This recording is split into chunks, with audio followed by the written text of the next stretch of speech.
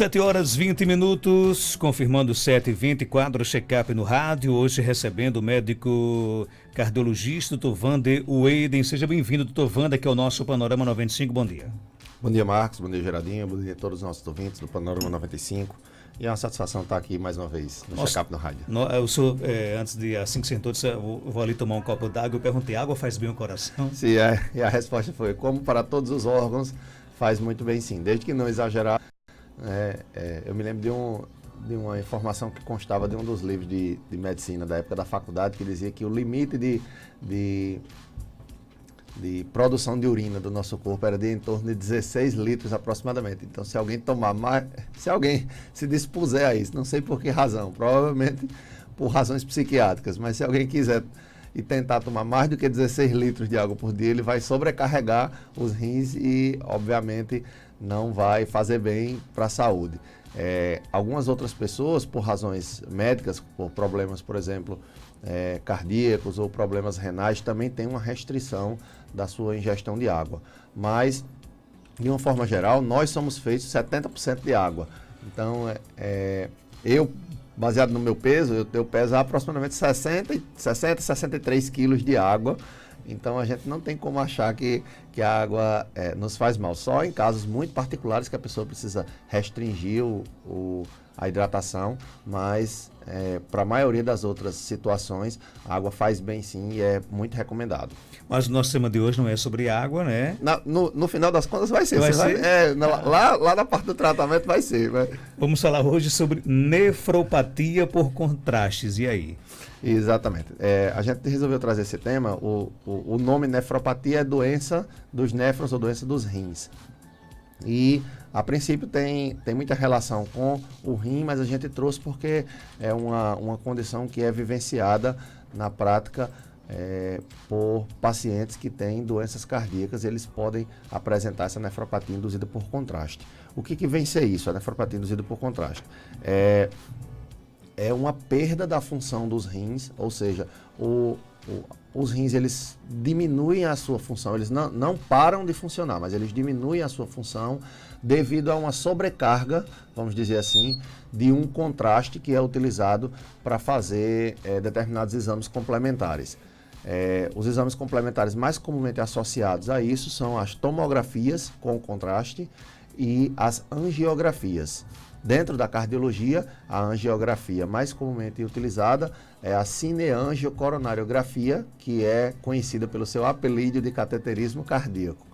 O cateterismo cardíaco, assim como a angioplastia, que também é um procedimento derivado dele, são procedimentos que são angiográficos e utilizam, por isso, contrastes que acabam sobrecarregando a função dos rins, e isso pode resultar, no fim das contas, numa perda da função dos rins, e é essa perda que nós chamamos de nefropatia induzida por contraste. A definição dela, a definição do que é nefropatia induzida por contraste, ainda é controversa. Não existe uma universalização dos termos quando se fazem os estudos para ver como é que você trata, como é que você previne, quantos pacientes tem. Então, vários grupos de estudos, eles usam critérios diferentes, mas, de um modo geral, os termos mais utilizados são o seguinte: uma elevação na creatinina, que é um exame de sangue, de mais de 25% em relação aos valores antigos do paciente antes de fazer o exame, ou uma elevação de mais de 25%, ou uma elevação absoluta de 0,5 miligramas na creatinina do próprio paciente. Então, essa é a definição básica da nefropatia induzida por contraste. E ela ocorre cerca de 2 a 3 dias, essa elevação ocorre cerca de 2 a 3 dias após a realização do exame. Então, é importante que se tenha o cuidado, especialmente em determinados grupos de pacientes que são mais propensos, têm uma tendência maior a desenvolver isso. É importante que eles não se limitem apenas a realizar o exame. Como são exames que muitas vezes são realizados ambulatorialmente, você não está internado obrigatoriamente para fazer uma tomografia, você não está internado obrigatoriamente para fazer um cateterismo. Então, Nesse cenário, é importante que se tenha atenção, porque 2 a 3 dias após, o paciente pode começar a desenvolver essa doença, essa nefropatia induzida por contraste, e ela precisará de atenções e cuidados. E qual é a relação da nefropatia com a água? Você disse que no fim das contas tem tudo a ver. A relação é o seguinte, Marcos, a nefropatia induzida por contraste, ela é uma doença que a gente não tem tratamento. Uma vez que você instala a nefropatia, ela é uma doença que costuma ser autolimitada, ela dura de 7 a 14 dias aproximadamente, e num percentual muito pequeno dos pacientes, que é em torno de 1 para cada 500 pacientes que se submetem a exames de contraste, de 1 a cada 500 pacientes que apresentam a nefropatia induzida por contraste, eles vão apresentar uma necessidade de hemodiálise, que é devido à progressão da insuficiência renal. Aí de fato você está instituindo um tratamento para o paciente. Mas para a grande maioria dos pacientes você não trata a doença. Uma vez que você desenvolve a nefropatia, você apenas acompanha o paciente, toma algumas medidas orientadoras, não trata, quando a gente diz não trata com medicação, não trata com cirurgia, você faz, obviamente, acompanhamento, ajusta os remédios que o paciente já vem usando para poupá-lo de algumas medicações que agridam os rins, você organiza a dieta do paciente, mas você não vai instituir nenhum medicamento específico para isso, não tem tratamento medicamentoso, não tem tratamento cirúrgico para essa condição. Você apenas acompanha a evolução da doença, porque ela nós chamamos de autolimitada, dura entre 7 e 14 dias. Então não há esse tratamento, apenas para uma pequena porção de pacientes é que existe essa preocupação, porque a doença em si pode ser autolimitada, mas ainda assim evoluir a um ponto de necessitar de uso de contraste. Entretanto, embora o termo seja forte, né, não tem tratamento para a doença, você não trata, apenas acompanha os pacientes, mesmo assim, a gente ainda diz que existe um tratamento que é o tratamento profilático. Você tem condições de prevenir a nefropatia induzida por contraste antes do paciente realizar o exame. Então, nos pacientes, principalmente nos pacientes com fatores de risco elevados, como os pacientes idosos, os pacientes diabéticos, os pacientes que já têm doença nos rins, que já têm doença renal, nesse grupo de pacientes, onde o risco é maior de desenvolver a nefropatia, é extremamente importante que, quando você for realizar um procedimento, um exame complementar com contraste, especialmente tomografias e angiografias com contraste, você faça uma profilaxia ou prevenção. E aí é onde entra a água, porque a prevenção, nesses casos, o padrão da prevenção, a única substância que de fato tem comprovação unânime em todos os estudos é a hidratação. Nesses casos, não a hidratação oral, e sim a hidratação venosa com soro mesmo, o popular soro fisiológico. Você faz essa hidratação cerca de 12 horas antes do paciente se submeter ao procedimento, e isso permite que o rim trabalhe de uma forma melhor, vamos dizer assim, ele trabalha mais folgado e seja capaz de suportar melhor o peso, digamos assim, do contraste que será utilizado nesses casos. Então a água entra nessa história, na profilaxia, na prevenção. Não é contraindicado do paciente beber água antes de fazer a tomografia com contraste, não tem nenhuma restrição a isso, beber no dia anterior a água não tem problema, mas não há comprovação de que a hidratação oral ela resolva. Mas a hidratação venosa, ela previne sim. Ela ajuda a evitar a progressão da insuficiência renal e ajuda a evitar que os pacientes, especialmente os de mais alto risco, eles venham a necessitar de hemodiálise por conta dessa nefropatia. Tem pergunta aqui no nosso WhatsApp. Bom dia. Bom dia, Marcos Dantas. Eu queria fazer uma pergunta para o Dr. Wander. É porque eu sinto... Não sei se devo fazer essa pergunta para ele. Ele é um cardiologista, mas eu não sei se tem nada a ver. Mas se for possível me responder, porque eu sinto muita tontura quando eu baixo a cabeça e quando eu levanto. e também sinto muita dor nas pernas e cãibra nas panturrilhas. Aí, eu não sei se tem a ver com o coração, eu não sei. Sei que minha mãe já teve um infarto e a gente acha que tem tendência a isso, né? Aí eu queria que ele me respondesse o porquê que eu sinto tanta tontura e minhas panturrilhas dói, fica tipo dura, endurecida e dá muita cãibra, principalmente na esquerda. E aí, doutor Wander? Vamos lá, vamos dividir por partes. Primeiro, na avaliação isolada desses dois sintomas, há uma probabilidade baixa de que a gente esteja diante de um quadro de doença cardíaca. Estou falando da avaliação isolada apenas de dois sintomas, sem olhar para os fatores de risco do paciente. Ela já mencionou aí que tem um histórico familiar, né, de uma mãe que teve infarto, mas outros fatores precisariam ser observados.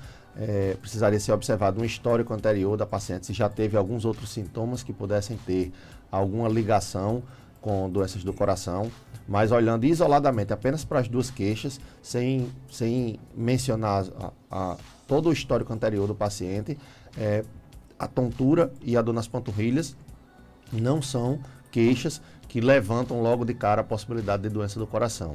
A tontura, vou começar por ela, é um dos sintomas mais desafiadores da medicina. Muita gente às vezes nos para assim na rua ou em um momento de descontração e diz: rapaz, olha, eu estou com uma tontura, me faça uma medicação diferente, por exemplo, de uma dor, que você pode não saber a origem da dor. Estou com uma dor no braço aqui, eu não sei se é uma dor muscular, é no osso, se foi uma pancada, o que aconteceu. E essa dor, ela pode eventualmente ser tratada com uma determinada medicação, independente da causa, se for uma pancada, se é uma dor muscular, se é uma dor óssea. Você pode fazer um analgésico, por exemplo, um analgésico simples como dipirona, e talvez essa dor passe. Diferente dessa condição, a tontura, ela é um sintoma que está ligado a causas muito distintas. Então, tem tontura por doenças cerebrais, tem tontura por baixo fluxo do cérebro, que aí pode ser relacionado a doenças do coração, tem tontura por doenças no labirinto, que é uma estrutura que existe dentro do nosso ouvido, que é responsável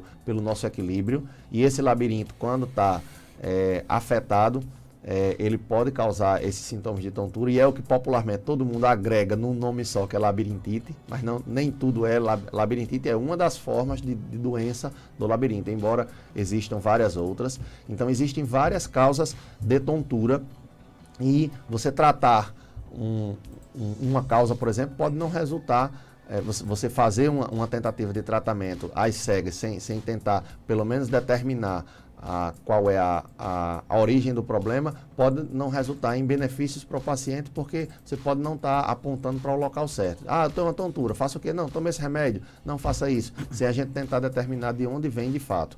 Quedas de pressão, por exemplo, existe uma condição chamada de hipotensão postural, em que você tem uma queda de pressão e ao mudar de posição, você está deitada e ao levantar-se, por exemplo, você sente essa tontura e isso vem acompanhado de queda de pressão. E aí, nesses casos, a tontura pode ser por isso, por essa queda de pressão. E aí você tem um determinado tratamento, é ajustar as medicações do paciente, evitar determinados medicamentos, levantar-se mais devagar, tudo isso pode prevenir e evitar as tonturas. Mas não existe uma medicação única para resolver tonturas e não existe uma causa única para determinar por que o paciente sente tonturas. Ele pode sentir por um problema de equilíbrio, ele pode sentir por um problema de fluxo sanguíneo cerebral, e aí ele não consegue se equilibrar direito. Ele pode sentir por um problema neurológico, um problema no cerebelo, por exemplo, desde situações simples, como as chamadas hipotensões posturais, que você tem como condições de resolver dentro do consultório mesmo, com orientações e com ajuste de remédios, até condições mais complexas, como, sei lá, um tumor no cerebelo, podem resultar em condições de tonturas. Então, a causa da tontura, ela precisa ser investigada, é um dos sintomas mais desafiadores, para mim, que eu considero pessoalmente, da medicina. A dor nas panturrilhas também é outro sintoma que, pela descrição, ela não consegue apontar uma causa específica, embora a gente já consiga restringir um pouco mais. Uma vez que é nas panturrilhas, a gente pode pensar em ou uma dor muscular, que pode ser secundária ao próprio esforço físico ou ao uso de algumas medicações, ou uma dor devido a uma insuficiência do retorno venoso, que é comumente associada à presença de varizes, e isso pode causar um desconforto nas panturrilhas do paciente. E essas condições geralmente têm algum componente local, né? Você olha ali e tá, muito provavelmente ali na panturrilha mesmo deve ter algum problema, ou na veia que está trazendo sangue de volta, ou no próprio músculo que está sendo inflamado e prejudicado, e aí é isso que precisa ser investigado e tratado. Mas a princípio nenhuma nem outra tem relação com o coração. Bom dia, doutor Wander, me chamo Paulo, tomava remédio para a pressão desde 2011 e no ano passado eu parei por conta própria. Todos os dias eu verifico a minha pressão e está 12/8. Verifico pela manhã e à tarde. Devo procurar um cardiologista? Deveria ter procurado antes para parar. Agora que você já parou por conta própria, está fazendo as suas medições em casa. Se o seu aparelho estiver correto, estiver tudo bem, aparentemente não tem razão para você fazer isso não. Talvez você devesse fazer especificamente para comunicar ao médico que prescreveu, né? Não sei se foi o cardiologista ou foi um clínico geral, mas procurar o médico que prescreveu a sua medicação para comunicá-lo dessa sua decisão de ter suspenso. Aparentemente foi uma decisão que funcionou, né? Parou de tomar a medicação, não é a realidade para a maioria das pessoas, em mais ou menos tempo. Muitas dessas pessoas acabam voltando a ter aumentos da pressão arterial, às vezes com poucos meses, às vezes com vários anos. E o que é importante aí nessa história é que a pessoa que prescreveu, ela saiba de novo que você tomou essa decisão de parar a medicação, para que seja ajustada, obviamente, na sua ficha, no seu prontuário, e a sua condição de saúde seja atualizada. Então não tem uma indicação de você procurar um cardiologista específico só para contar isso, mas a pessoa que você com o qual você se tratou, que prescreveu essa medicação para você, era importante que ela soubesse disso, até para atualizar na sua ficha de saúde. Ele disse que parou há 10 meses, já comunicou, mas provavelmente comunicou depois que tomou essa decisão por conta própria de parar. Isso de tomar a decisão por conta própria é indicado? Não, não é indicado. No caso dele, ele fez, tá certo, tá dando certo, não tem problema. É o mesmo caso que a gente tem. Isso é a exceção que não pode ser utilizada como exemplo para que a gente transforme em regra. É um caso, por exemplo, de uma paciente que veio para mim com 80 anos de idade e a primeira vez chegou para mim no consultório com 80 anos de idade, apresentou alguns exames e um desses exames era um cateterismo de acho que 1994. Tinha 25 anos, 25 anos que foi ano passado, né? 25 anos que ela tinha feito esse cateterismo. Nessa época, em 1994, o cateterismo já mostrava uma doença muito grave nas coronárias, que tinha indicação, naquele tempo, de se fazer uma cirurgia cardíaca. Fazer uma cirurgia chamada ponte de safena e ponte de mamária. A paciente decidiu não fazer isso, ela recusou-se a fazer a cirurgia e seguiu.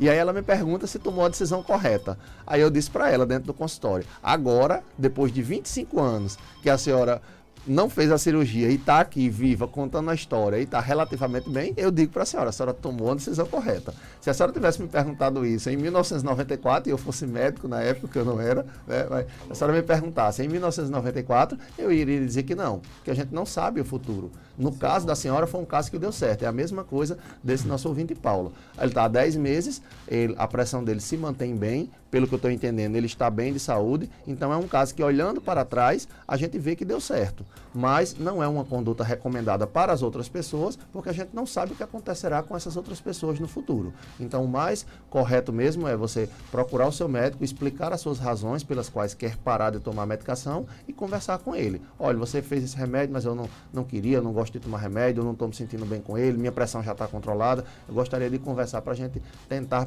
parar ou trocar ou diminuir, fazer alguma coisa com a medicação. Esse é o mais recomendado. Tem ouvido com a gente? Fala com quem? Bom dia. Alô? Sim, com a prefeita aqui de Cruzeta. Pois não, amigo. Eu gostaria de perguntar ao doutor Wander que umas pontadas assim do lado direito, em cima do peito, o que é que significa? Alguma coisa do coração. Deu para entender a pergunta, doutor? É assim, ele fala sobre pontadas no peito do lado direito. Se significa alguma coisa no coração. Pode até significar, mas numa lista de probabilidades, muitas outras deverão vir antes dela, porque, desculpa, por essas duas características, por ser tipo pontada e por ser no lado direito do peito, você diminui bastante as chances de que se trate do coração. Se trata de uma dor do coração, de uma dor anginosa, que a gente chama, que são as dores devido às obstruções de artérias coronárias e que podem no futuro resultar no infarto. A dor clássica do coração, a dor anginosa clássica, aquela que quando você escuta o paciente dizer, você praticamente não tem dúvida, e só na história você muitas vezes já decide e já define junto com o paciente o que vai ser feito e já bate o martelo sobre o diagnóstico. Essa dor clássica é uma dor que é no precórdio, que é na região esquerda do peito, certo? E que é caracteristicamente do tipo aperto, arroxo, opressão ou peso. Muitos pacientes descrevem como se fosse uma mão, alguma coisa apertando por dentro do coração. Essa é a característica, são as características mais sugestivas de dor cardíaca do tipo anginosa. Além disso, a duração, cada crise dessa de dor dura em torno de 2 a 5 minutos e algumas vezes vem associadas a outros sintomas, como suor frio, falta de ar, palidez, vontade de vomitar. Esses sintomas podem acontecer nos pacientes que têm a dor cardíaca anginosa. Quando a dor ela vem do lado direito, você já diminui um pouco a probabilidade, embora não exclua completamente. E quando essa dor vem em pontada, você também diminui as chances de que se tenha uma dor do coração. Então, quando as duas coisas estão presentes, é uma pontada do lado direito, é bem pouco provável que seja do coração, embora seja preciso avaliar, como a gente sempre fala, os outros fatores de risco do paciente. Aí na lista do que pode ser, a gente inclui uma série de coisas, desde de doenças na pele, nos músculos, nos ossos, até doenças no pulmão, por exemplo, que está localizado. Existe um pulmão à direita também, do jeito que tem uma à esquerda, existe um pulmão à direita, e aí ele pode estar comprometido e estar resultando nessa queixa de pontadas. Ouvinte pergunta aqui, qual é a relação de quem sente palpitações no coração com a ansiedade?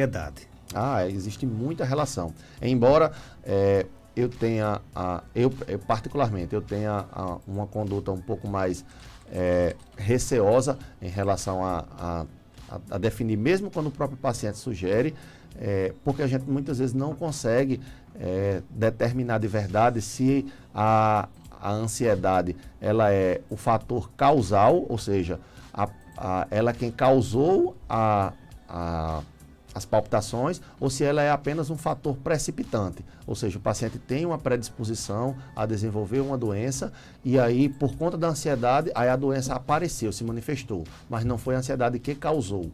Então, muitas vezes, como é difícil fazer essa distinção, eu tenho uma conduta receosa de não atribuir todo paciente que diz que tem palpitações e tem ansiedade, eu já fazer o casamento das duas e dizer, pronto, a palpitação é por conta da ansiedade.